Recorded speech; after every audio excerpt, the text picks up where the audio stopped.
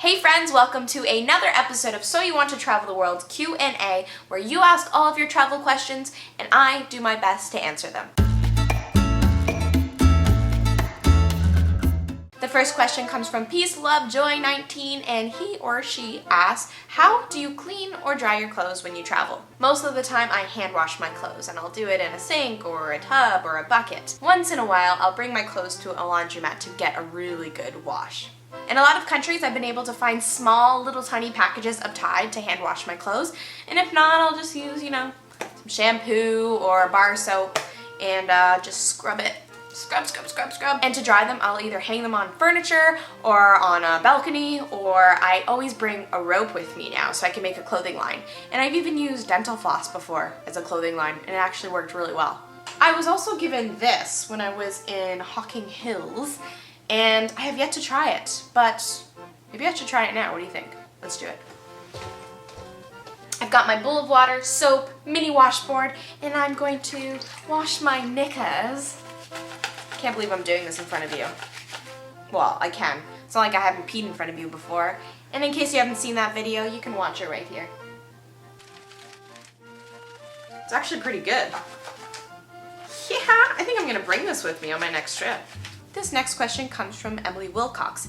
How do you meet people when you travel? Do you just go up and start chatting to people? When I'm traveling, I usually stay in hostels, and for many reasons, because they're cheap and it's a great place to meet other travelers, including a lot of solo travelers. Most hostels offer daily excursions for those staying there, and also night events like open mic or game night. This is a great way to meet other travelers like yourself. I've also met people just walking around town or at a cafe, a restaurant, on a bus, and it's just about being friendly, going up to people, introducing yourself, and you never know, they may end up being your travel buddy and long-term friend. Harsha Lanka Pereira asks, when did you start to travel? I started to travel, and I mean real travel, as in immerse myself in the culture. It was my first time away from my family. It was the first time I really got a feel for the culture, the traditions, and felt part of the community. And that was when I was 18. It was an exchange program, and I went to Paraguay for 4 months and lived with a host family, taught English to underprivileged children. It was incredible, and since then I've been hooked. Bilal Zuhir, I hope I said your name right, asks, if I had to cancel 5 destinations from those I've been to, what ones would I cancel? I'm assuming you mean which ones did I least like? And that's really hard because I'm very open-minded, and if something's different or I don't agree with something in another country, I don't just write it off. I accept it for what it is. I find it very interesting. I like to try to understand why people do things the way they do or think the way they do. So I can't, like, there's no countries that I've been to where I disliked it. I've had bad situations happen to me, but it's all about how you deal with them. Hope that kind of answers your question. Rebecca Levine asked a few wonderful questions. The first one is, how often do I leave and travel outside of the US and Canada? And that one's a toughie because it varies. For instance, right now I've had to stay in Toronto for the last couple of months because there's been a lot of things happening here, and I've been working on a few gigs. Next month I'm going to Curacao. In August I'm pretty sure I'm going to San Diego, and in November I will be going to Mexico, and there'll probably be some other trips planned here and there. It all depends. And I mean, last year I went on a trip like every month, and the year before that I was gone for basically the entire year. It really depends. I'm trying this thing called balance, where I balance my acting career and traveling and trying to eventually combine them all together, and it's been going well so far. I mean, I love them both, so to have a balance of the two is ideal to me. Rebecca also asked, how long do I go for? I have gone on trips that have been 10 months, 1 month, a few months, a few weeks, 1 week. It varies. But I would recommend at least going to a country to really get a feel for it for at least a month, if you can. A month. I like that. A month or longer. Yeah.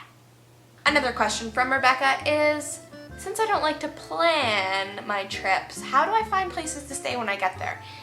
Well, I usually just grab my bag from the airport and go on a little adventure and find a place. I usually just walk around the street. Maybe I'll run into people and be like, hey, do you know any good places to stay around here? Usually I'll walk around and check out a few places, see if they're up to my standards of, you know, a bed, a pillow, a washroom, even if it's shared, and you know, a door with a lock.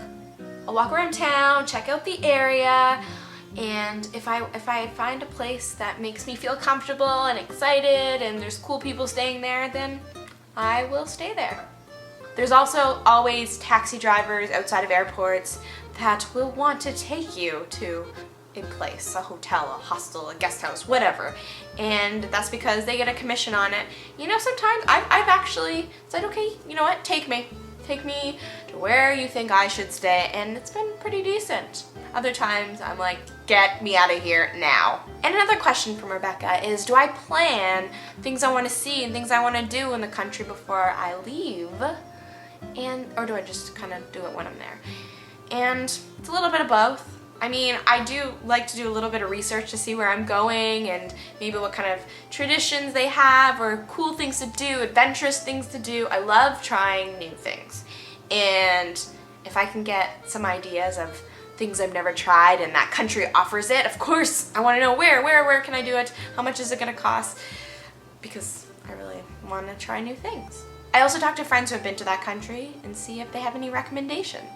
And also my fellow bloggers, I will always take their recommendations because these guys know what they're talking about. But I always leave myself open for any possibility because I think that personally, to me, is the best way to travel. If you leave yourself open to any possibility, you go with the flow, then you're gonna find yourself in places that you've never imagined, doing things you didn't think you would do, and really testing your limits, and it's pretty beautiful. It's a beautiful thing. It's a beautiful thing. Valera Fire asked, what's the best way to get around different countries in South America? I would suggest taking a bus. It's cheap, it's adventurous, it's a little bumpy, it's a little scary. Unless you're going from like the north of South America to the south or vice versa, then you're probably going to want to take a flight. When I was traveling throughout Peru, I actually took quite a few flights within the country with LAN Peru, and I was really impressed with the airline. They were affordable, there was a lot of room in the plane, and the customer service was excellent. Beanbag Traveler asks if it gets lonely when I travel and if it's better to travel with a friend or a lover. All of those options are great choices.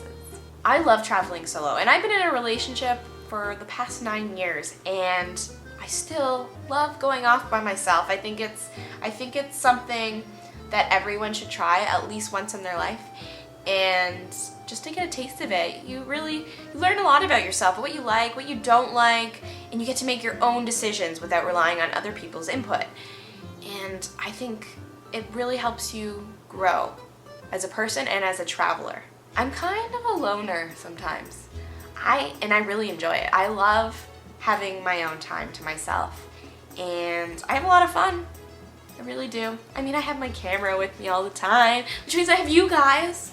So I don't really get lonely. I mean, sometimes I'll miss my lover and my family, my friends, but I always use Skype to communicate with them and see what they're up to, and Skype is great. Skype is one of my favorite things in the world because it allows me to communicate and have that person that's not physically with me almost like they are with me experiencing my travels. So if I'm ever missing someone, I just Skype them and then I feel better. But traveling with a lover and friend is also really fun.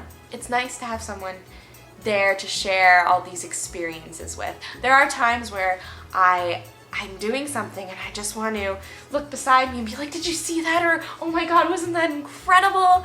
And there's no one there. But then that's when I have you guys again and my camera. So it's like, I'm never alone. Even though I'm alone, but I'm never alone. And the last question comes from Romeo Terrace or Romeo Terrace. I don't know I said your name right. Romeo, wherefore art thou, Romeo? Romeo asks, how do I choose my future destinations? I've actually just spun the globe once, closed my eyes, and put my finger on wherever, opened my eyes, and went to that country. That's actually how I went to Ghana and ended up living there for a couple of months and working in a TV studio. There's also just places that I'm fascinated with. I really want to go there and learn about the culture and maybe learn how to speak the language and the food. Food is a big thing. As many of you know, I like to eat. I eat a lot in my videos, so that's one of the main reasons why I went to Italy and Greece. I've also been invited by different tourism boards to go to various countries, which is pretty friggin' wicked. I want to go everywhere in this world.